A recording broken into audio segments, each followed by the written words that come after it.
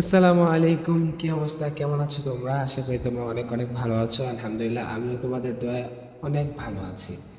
আজকে যাচ্ছি পিরোজপুর একটা প্রোগ্রামে, আর গোপালগঞ্জ হয়তো যাওয়া হবে ইনশাল্লাহ। আর পিরোজপুর যাচ্ছি লঞ্চে।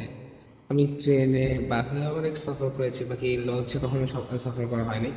তাই আমি আমার এক বন্ধুকে নিয়ে সদরঘাট চলে আসলাম, পিরোজপুরে লঞ্চ খুঁজছি। হয়তো সামনেই পিরোজপুরে লঞ্চ পাবো, লালামে উঠে পড়বো। এটা হইতে পারে সামনে, হ্যাঁ এটা আলহামদুলিল্লাহ পেয়ে গেছে আমাদের লঞ্চ। এই প্রথম পা রাখলাম লঞ্চে, কেমন যাও লাগছে। আমি তেমন কিন্তু সাহসও পাচ্ছি না। কত বড় বড় নিচে, কত ফাঁকা। যাই হোক, লঞ্চে ফিরে নিই। রাতে কিছু ছবি তুলেছি, ভিডিওগুলো ডিলিট হয়ে গেছে, তার জন্য আনতে পারলাম না। সকালবেলা পিরোজপুর নেমে যাই। তো নামার পর আমার কিছু বন্ধু আসে, তারা আমাকে রিসিভ করে, মানে মাহফিলের দায়িত্ব যাদের সাথে ছিল। তো পিরোজপুরের আশেপাশে প্রকৃতি ভিডিও করা শুরু করলাম। হয়তো একটা ক্যাম্প বা কিছু হবে, তো বললাম যে ভিডিও করে নিই। আশেপাশে যা ইচ্ছা সবই ভিডিও করছিলাম মোটামুটি ভাবে। وظننت أنا أني بذلك حزت غنى فوجدت أني خاسر فتلك مظاهي হয়তো এসে পড়েছি, এখন নেমে যেতে হবে। جمالا جوهر الخالق البارئ المصور له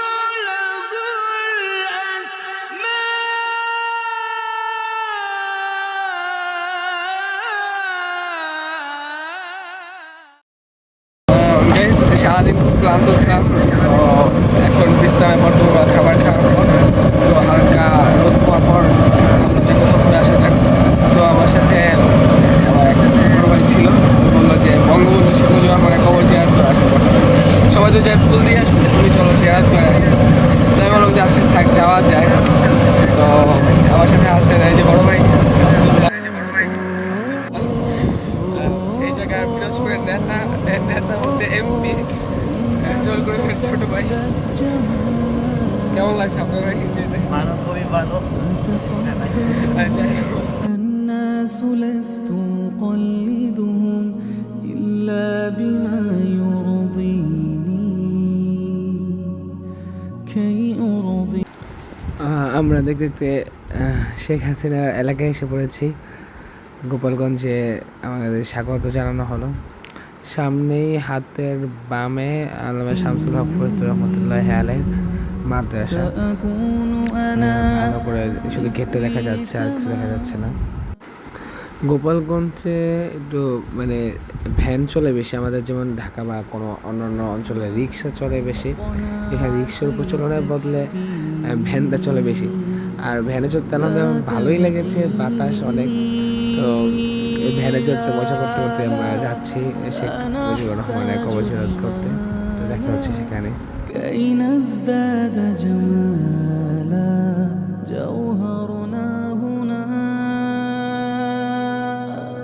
في القلب تلالا আমরা এসে পড়েছি এবং শেখ মুজিবুর রহমানের কবরের দিকে। তো প্রথমে এখানে অনেক ফুলের বাগান ছিল, সুন্দর সুন্দর।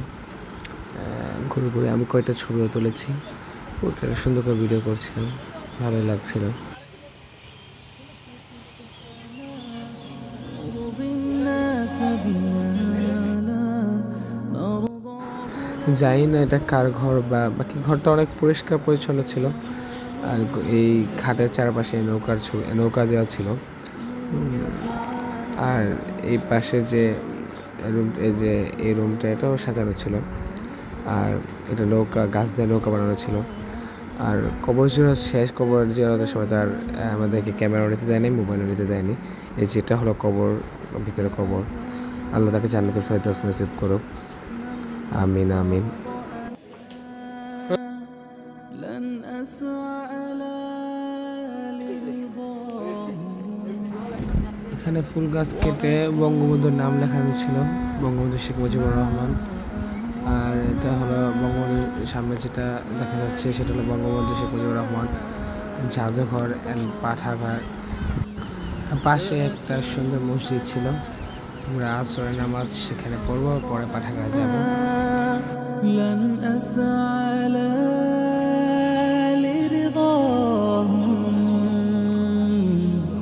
وأكون أنا ما أهوى أنا لن أرضى أنا برضاهم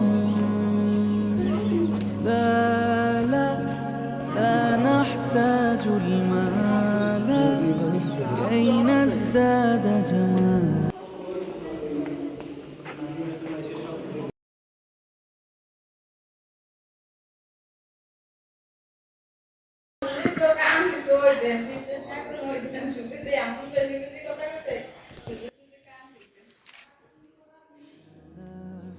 جوهرنا هنا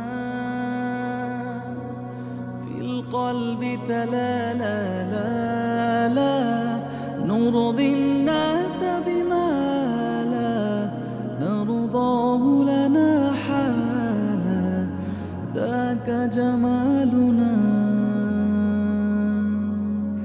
আমরা এখন পাঠাগার থেকে আমরা শেখ মুজিবুর রহমানের জাদুঘরে যাচ্ছি। তোমাদের যা কিছু আছে তাই নিয়ে প্রস্তুত থাকো। মনে রাখবা, রক্ত যখন দিয়েছি রক্ত আরো দেবো, এই দেশের মানুষকে মুক্ত করে ছাড়বো ইনশাআল্লাহ। এবারে সংগ্রাম আমাদের মুক্তির সংগ্রাম, এবারে সংগ্রাম স্বাধীনতার সংগ্রাম। এই কফিনে করে মরহুম শেখ মুজিবুর রহমানকে আনা হয়েছে, আর চারদিকের দেওয়ালে তার স্মৃতিময় ছবিগুলো সাজিয়ে রেখেছে। তিনি বক্তব্য দিয়ে মানুষকে যেভাবে উজ্জীবিত করেছেন, এক কথায় তুলনাহীন। আমার ব্যক্তিগতভাবে তার কাছ থেকে সবচাইতে বড় যে শিক্ষা সেটা হলো বক্তব্য, বক্তৃতা, বাকশক্তি একজন নেতার জন্য যেটা অপরিহার্য। আমার শেখ মুজিবুর রহমানের যে বক্তব্যটা, এটা মন থেকে অনেক অনেক বেশি ভালো লাগে। আর যে কিছু গুরুত্বপূর্ণ পত্রিকা ছিল যেগুলো সময় কারণে পড়তে পারেনি, খুব তাড়াহুড়ো করছিল। পাশে যে বড় উদ্যানের মতো কেমন সিঁড়িওয়ালা ছিল, ওখানে ছাত্রদের দেখে আমিও কয়েকটা ছবি তুললাম। তারপর শেখ রাসেল পার্কের দিকে, এখানেও সুন্দর একটা কথা লেখা আছে, ঘুরে দেখি নিজ দেশ কি সুন্দর বাংলাদেশ। আসলে বাংলাদেশ খুব সুন্দর। পিরোজপুরে এসে গোপালগঞ্জে এসে মোটামুটি অনেক সুন্দর অনেক জিনিস দেখেছি, ভালো লেগেছে। এই পার্কটাকে মানে কবরস্থান থেকে বের হয়ে এই পার্ক দিয়ে বের হতে হয়। যাই হোক, আমি আবার আসবো কোনো একদিন, আবার শেখ মুজিবুর রহমানের কবর জিয়ারত করে যাবো, বন খোদার জন্য দোয়া করবো।